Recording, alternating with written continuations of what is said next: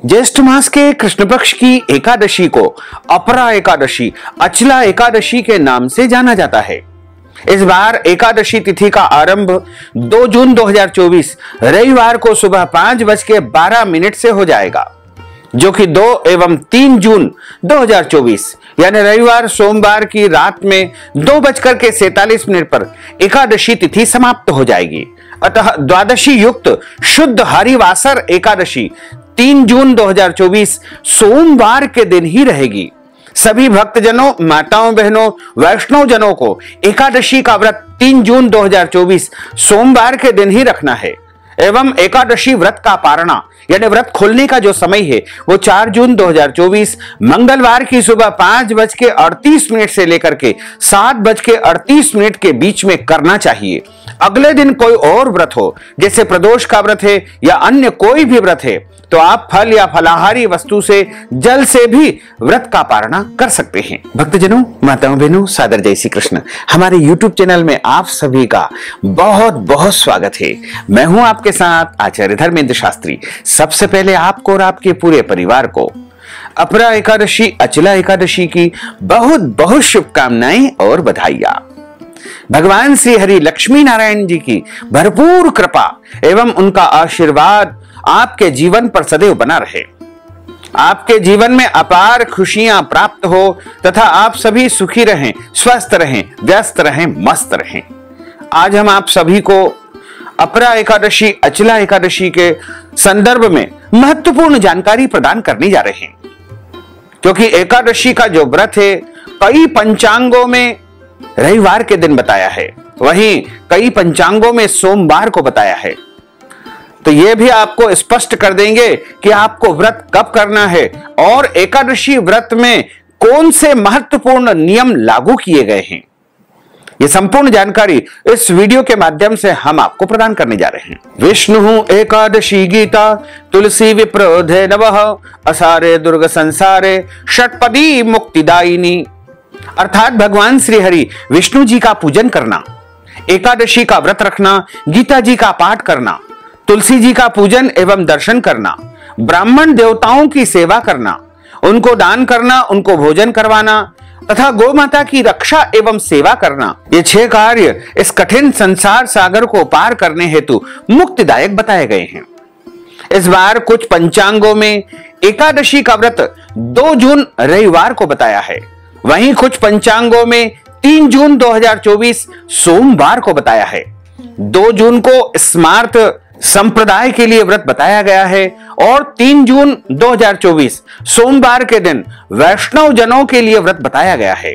यदि आप हमारे मत के अनुसार एकादशी का व्रत रखते हैं तो आपको 3 जून 2024 सोमवार के दिन ही रखना चाहिए, क्योंकि हमारे धर्म ग्रंथों और पुराणों में, शास्त्रों में तथा विष्णु पंचक नामक ग्रंथ में एकादशी के जो नियम बताए गए हैं उनका सभी वैष्णव जनों को पालन करना चाहिए।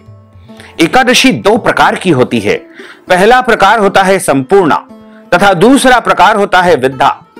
संपूर्णा जिस तिथि में केवल एकादशी ही तिथि होती है, अन्य किसी तिथि का उसमें मिश्रण नहीं होता है, उसे संपूर्णा एकादशी के नाम से जाना जाता है। दूसरा होता है विद्धा एकादशी। विद्धा में पुनः 2 प्रकार की एकादशी होती है। एक होती है पूर्व विद्धा एकादशी, दूसरी होती है पराविद्धा एकादशी। पूर्व विद्धा एकादशी 10वीं मिश्रित एकादशी को पूर्व विद्धा एकादशी के नाम से जानते हैं। यदि एकादशी के दिन अरुणोदय काल में यानी सूर्योदय से 1 घंटा 36 मिनट के समय में यदि दशमी का नाम मात्र, अंश मात्र भी रह गया है तो ऐसी एकादशी पूर्व विद्या दोष से दोष युक्त होने के कारण वर्जित मानी गई है। यह एकादशी दैत्यों का बल बढ़ाने वाली एकादशी है और पुण्यों का नाश करने वाली एकादशी है। पद्म पुराण में वर्णन किया गया है कि वासरम दशमी विधम दैत्य नाम पुष्टि वर्धनम मदीयम नास्ति संदेह सत्यम सत्यम पितामह। 10वीं मिश्रित एकादशी दैत्यों के बल को बढ़ाने वाली एकादशी मानी गई है, इसमें किसी भी प्रकार का कोई संशय नहीं है। और दूसरा प्रकार होता है पराविद्या। द्वादशी मिश्रित एकादशी को पराविद्या एकादशी कहते हैं। द्वादशी मिश्रिता ग्राह्य सर्वत्र एकादशी तिथि ही। द्वादशी मिश्रित एकादशी सर्वदा ही ग्रहण करने योग्य है। इसलिए वैष्णव जनों को, भक्त जनों को पराविद्या एकादशी यानी द्वादशी युक्त एकादशी का ही हमेशा व्रत करना चाहिए। कभी भी दशमी युक्त एकादशी का व्रत नहीं करना चाहिए। द्वादशी युक्त एकादशी का व्रत करने से भक्ति में वृद्धि होती है। दशमी मिश्रित एकादशी का व्रत रखने से पुण्य का नाश होता है, पुण्य का क्षय होता है। एकादशी व्रत के विषय में पद्म पुराण में एक प्रसंग है कि जब भगवान वाराह और हिरण्याक्ष का युद्ध चल रहा था, तब भगवान नारायण के बार बार प्रयास करने पर भी हिरण्याक्ष का वध नहीं हो पा रहा था।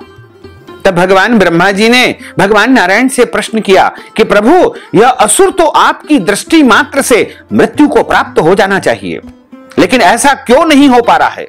आप इसका वध क्यों नहीं कर पा रहे हैं? आप इसे क्यों नहीं मार पा रहे हैं? तब भगवान श्री हरि बोले कि ब्रह्मा जी, शुक्राचार्य की माया से मोहित होने से कुछ ब्राह्मण दशमी युक्ता एकादशी का व्रत कर रहे हैं, क्योंकि दशमी के दिन दैत्यों की उत्पत्ति हुई थी और एकादशी के दिन देवताओं की उत्पत्ति हुई थी। इसलिए दशमी युक्त एकादशी का व्रत करने से दैत्यों का बल बढ़ता है और एकादशी जो द्वादशी युक्त होती है उसका व्रत करने से देवताओं का बल बढ़ता है। ब्राह्मणों के दशमी विद्या एकादशी का व्रत करने से राक्षसों का यानी दैत्यों का बल बढ़ रहा है और यह मृत्यु को प्राप्त नहीं हो पा रहा है। जो मनुष्य दशमी युक्ता एकादशी का व्रत करता है उसके अंदर आसुरी शक्ति बढ़ती है।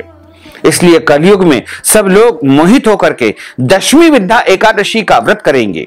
इसलिए दुनिया में अशांति बनी रहेगी। जब माता सीता जी को लक्ष्मण जी वाल्मीकि ऋषि के आश्रम में छोड़ करके आए थे, तब माता सीता ने वाल्मीकि ऋषि से प्रश्न किया था कि हे ऋषिवर, मैंने अपने जीवन काल में कभी भी कोई गलत काम नहीं किया है, कोई पाप कर्म नहीं किया है, सदैव पतिव्रता रही और पति की सेवा की, फिर भी मेरे जीवन में इतने सारे कष्ट क्यों आए?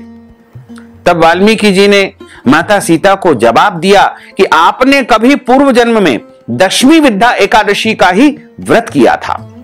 उसी दिन भगवान का पूजन अर्चन करके व्रत के नियमों का पालन किया था।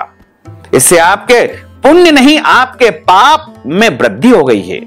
उसी का परिणाम आपको प्राप्त हुआ कि आपको अपने जीवन काल में बहुत सारे कष्टों को झेलना पड़ा।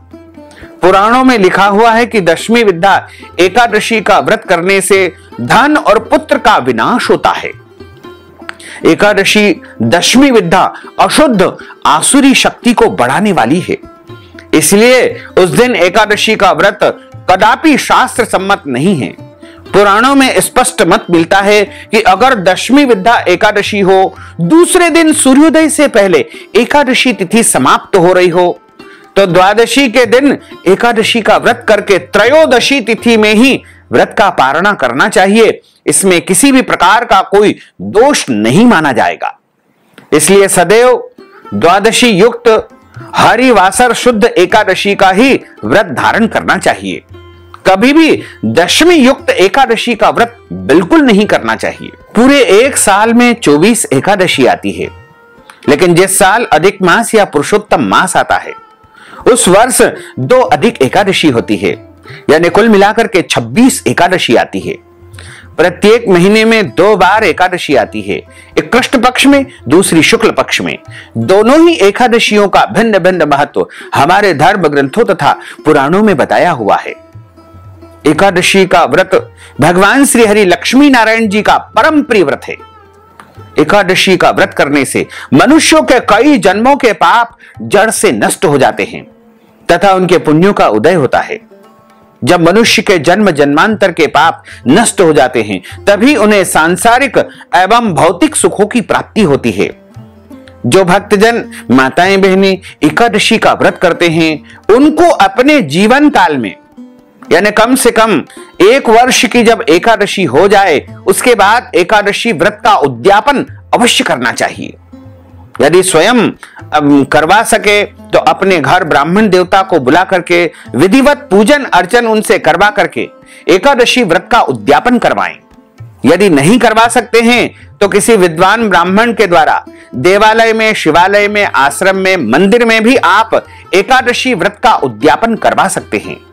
और यदि आप चाहें तो हमारे माध्यम से भी एकादशी व्रत का उद्यापन हमारे मंदिर में आप संपन्न करवा सकते हैं। इस हेतु आप अपना नाम और गोत्र हमें व्हाट्सएप के माध्यम से भेजेंगे और नगद धनराशि हमारे गूगल पे, फोन पे, पेटीएम नंबर के माध्यम से भेज देंगे तो हम आपके नाम गोत्र से आपके निमित्त आपके परिवार की सुख शांति समृद्धि के लिए एकादशी व्रत का उद्यापन अवश्य ही संपन्न करेंगे। जो भक्तजन एकादशी का व्रत करते हैं उनको दशमी तिथि से लेकर के द्वादशी तिथि तक कुछ महत्वपूर्ण नियमों का पालन अनिवार्य रूप से करना चाहिए। लेकिन एक सवाल कई भक्तजनों के दिमाग में आता है कि यदि 2 दिन एकादशी है तो फिर दशमी तिथि के नियमों का पालन कब करना चाहिए।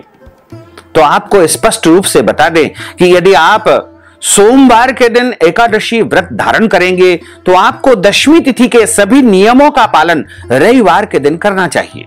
इस दिन आप भोजन कर सकते हैं और जो भी दशमी तिथि के नियम हैं उन सभी का निर्धारण आप उस दिन कर सकते हैं।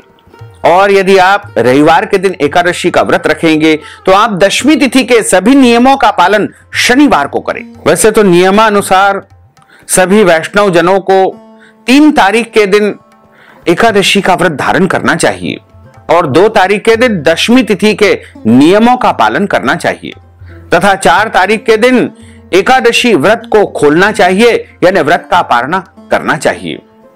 दशमी तिथि के दिन एक समय शुद्ध एवं सात्विक भोजन करें तथा इस दिन चावल, शहद, लहसुन, प्याज, मांस, मदिरा, मसूर की दाल, कटहल की सब्जी का उपयोग नहीं करना चाहिए। दशमी तिथि के दिन पराय अन्न अर्थात दूसरे के घर का भोजन नहीं करना चाहिए।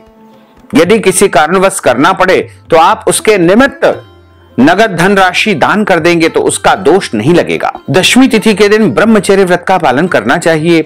एकादशी के दिन सुबह जल्दी उठ करके स्नान करके पूजा अर्चना करके एकादशी व्रत का संकल्प धारण करना चाहिए। पद्म पुराण के उत्तरखंड के अध्याय 64 में श्लोक नंबर 34 में लिखा हुआ है, एकादश्याम निराहार स्थित्वाहम परेहनि भोक्षामि पुंडरीकाक्ष शरणम में भवाच्युत। हे कमल नयन, हे वासुदेव, हे माधव, हे अच्युत, मैं एकादशी के दिन निराहार रह करके व्रत रख करके दूसरे दिन ही भोजन करूंगा।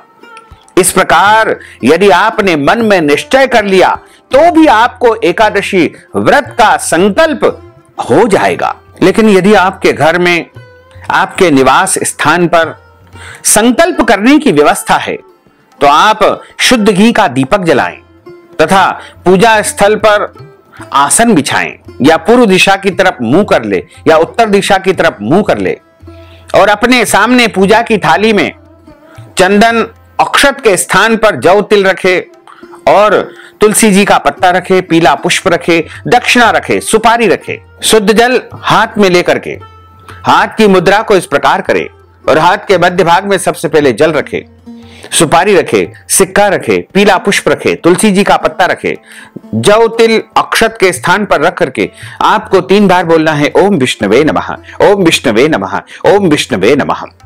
ओम तिथिर्विष्णु स्थावारो नक्षत्रम विष्णुरेव च योगश्च करणम विष्णु सर्वम विष्णुमयम जगत। ओम विष्णुर्विष्णुर्विष्णुः श्रीमद्भगवतो महापुरुषस्य विष्णोर आज्ञया प्रवर्तमानस्य अद्य श्री ब्रह्मणोन्हि द्वितीय प्रार्धे श्री श्वेतवारः कल्पे वैवस्वत्मन्वन्तरे अष्टाविंशतितमे कलियुगे कलि प्रथम चरणे भूर्लोके भारतवर्षे भरतखंडे जम्बूद्वीपे आर्यावर्तांतर्गत ब्रह्मवर्तेकदेशे अवंतिकायां विशाला क्षेत्रे मध्य प्रदेशे भोपाल मंडलांतर्गते भोपाल नामनि नगरे सम्मत 2081 मासानां मासे पुण्य पवित्र मासे ज्येष्ठ मासे कृष्ण पक्षे अद्यायः एकादश्यायां तदुपरांत द्वादश्यायां पुण्यतिथ्योः सोमवासरान्वितायां अश्विनी दिवस नक्षत्रैः मेष राशिस्ते श्री चंद्रैः, वृषभ राशिस्ते श्री सूर्यैः, वृषभ राशिस्ते श्री देवराज गुरु, शेषेषु ग्रहेषु यथा यथम राशि स्थान स्थितस्सु एवं ग्रह गुण गण विशेषण विशिष्टायाम शुभ पुण्य तिथौ। आप सब बोलिएगा मम आत्मनः। अपने नाम और गोत्र का यहां पर उच्चारण आपको करना है। यदि आपको अपना गोत्र याद नहीं है तो आप ब्रह्म गोत्र या कश्यप गोत्र भी उच्चारित कर सकते हैं। जो विवाहित माताएं बहनें होती है उनको पति पक्ष का गोत्र उच्चारित करना चाहिए और कुंवारी कन्याओं को पिता पक्ष का यानी पिता का गोत्र उच्चारण करना चाहिए।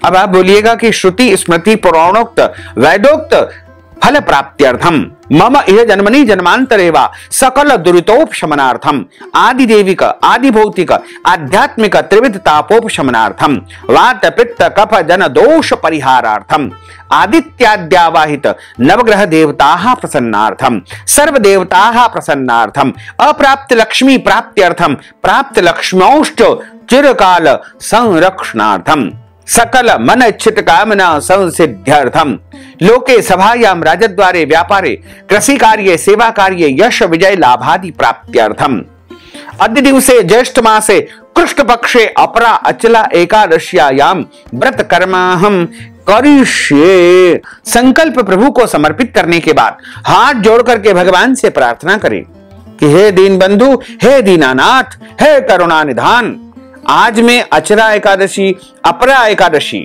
का व्रत धारण करने जा रहा हूं या करने जा रही हूं। आप मुझे पूरी शक्ति एवं सामर्थ्य प्रदान करें कि मैं पूरे विधि विधान के साथ में अपरा एकादशी अचला एकादशी का व्रत कर सकूं। और यदि मेरे द्वारा जाने अनजाने में कोई भी गलती हो जाए, त्रुटि हो जाए, तो आप अबोध बालक जान करके मुझे क्षमा दान अवश्य ही प्रदान करें। इस प्रकार आपका एकादशी का व्रत आरंभ हो जाएगा। जब हम एकादशी का व्रत प्रारंभ करते हैं तो सर्वप्रथम अपने माता पिता को, गुरुजनों को, पूज्य पुरुषों को प्रणाम करके उनका आशीर्वाद प्राप्त करें। सूर्य भगवान को अर्घ्य प्रदान करें, तुलसी जी का पूजन करें। कई लोगों ने धारणा फैला रखी है कि एकादशी के दिन तुलसी में जल नहीं देना चाहिए। यह बिल्कुल गलत है। कहीं भी ऐसा नहीं लिखा है। केवल ऐसा लिखा हुआ है कि एकादशी के दिन तुलसी जी का जो पत्ता है, यदि रविवार हो या बुधवार हो, अमावस्या हो, तो नहीं तोड़ना चाहिए। ऐसे में आप एक दिन पहले ही तुलसी जी का पत्ता तोड़ करके रख लीजिएगा। लेकिन एकादशी के दिन तुलसी जी में जल देना चाहिए। तुलसी जी का पूजन अर्चन भी आप कर सकते हैं, इसका कोई दोष नहीं लगेगा। एकादशी के दिन गौ माता का पूजन अर्चन करें। यदि संभव हो तो गौ माता को भी फल या फलाहारी वस्तु ही खिलाएं। लेकिन यदि आप गौ माता को अन्न भी खिला देंगे तो कोई दोष नहीं लगेगा। एकादशी के दिन किसी को भी चावल नहीं खाना चाहिए और चावल का उपयोग पूजन में, भोजन में, किसी भी कार्य में नहीं करना चाहिए। एकादशी के दिन किसी भी मनुष्य को अन्न नहीं खाना चाहिए और इस दिन केवल और केवल फलाहार करना चाहिए। सर्वोत्तम फलाहार गाय का दूध एवं फल माने गए हैं। इसके अलावा मूंगफली दाना, आलू, सभी प्रकार के फल, ड्राई फ्रूट्स, मखाना इत्यादि को भी फलाहार की श्रेणी में माना गया है। फलाहार में कभी भी हल्दी का उपयोग नहीं करना चाहिए। फलाहार में फलाहारी नमक का ही उपयोग करना चाहिए, सादे नमक का उपयोग नहीं करना चाहिए। चाय, कॉफी, दूध पी सकते हैं, कोई दोष नहीं लगेगा। यदि आप चाहें तो एक समय फलाहार करें, 2 समय करें, 3 समय करें, जितना चाहें फलाहार करें, लेकिन अन्न का सेवन बिल्कुल न करें। एकादशी के दिन आप खीरा ककड़ी भी खा सकते हैं। इसके अलावा अन्य सभी प्रकार के जो फल होते हैं वो भी आप उपयोग कर सकते हैं। एकादशी के दिन झूठ न बोले, क्रोध न करे, लड़ाई झगड़ा वाद विवाद बिल्कुल न करे। अपने घर में लहसुन, प्याज, मांस, मदिरा का उपयोग बिल्कुल नहीं करना चाहिए। ब्रह्मचर्य व्रत का पालन करना चाहिए। दाढ़ी, कटिंग व शेविंग बिल्कुल न करवाएं। नाखून न काटे। शरीर के अंग के कोई भी बाल काटना या कटवाना वर्जित माना गया है। एकादशी के दिन किसी का भी अपमान या अनादर न करे। दिन में सोना नहीं चाहिए। रात्रि में जागरण करें। पूजन पाठ संपन्न करने के बाद, कथा सुनने के बाद ब्राह्मण को दक्षिणा अवश्य प्रदान करना चाहिए। और यदि आपके घर में ठाकुर जी का विशेष पूजन अर्चन होता हो तो आप उस विधि से पूजन अर्चन करें। यदि नहीं होता है तो एक चौकी के ऊपर पीला या लाल कपड़ा बिछा करके मध्य में भगवान श्री हरि नारायण के कोई भी विग्रह का या मूर्ति का स्थापन करके, जैसे राधा कृष्ण जी का या बाल गोपाल जी का, लड्डू गोपाल जी का, या फिर भगवान राम जी का या लक्ष्मी नारायण जी का पूजन अर्चन करें।